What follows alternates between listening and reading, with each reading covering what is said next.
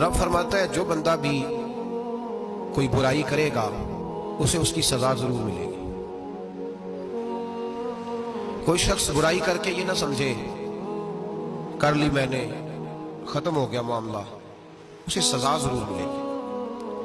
برائی کتنی ہو، کس قدر ہو، حد کیا ہے، وہ بھی قرآن پاک نے بیان فرمائی۔ فرمایا فَمَن يَعْمَلْ مِثْقَالَ ذَرَّةٍ شَرًّا يَرَهُ، ایک ذرے کے برابر بھی اگر تو شر کرے گا تو وہ تیرے سامنے آئے گا، تیرے سامنے آئے گا ذرے کے برابر۔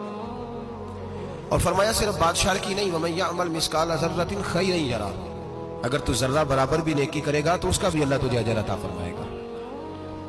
جو بھی برا کام کرے گا، کوئی بھی برائی کرے گا، وہ 7 پردوں میں چھپ کر ہی کیوں نہ کرے، وہ ساری دنیا سے اپنی آنکھیں بند کر کے کیوں نہ کرے، وہ سمجھے کہ میں بڑا سمارٹ ہوں، بڑا تیز ہوں، میں نے اس طرح گناہ کیا ہے کہ میں نے کوئی نشان نہیں چھوڑا، کوئی اس کے اندر میں نے ایک ذرہ برابر بھی غلطی کا امکان نہیں چھوڑا جسے پکڑا جاؤں۔ فرمایا نہیں، ساری دنیا سو جاتی ہے، رب بیدار رہتا ہے۔ سب کو دھوکہ دیا جا سکتا ہے، رب کریم کو نہیں دیا جا سکتا۔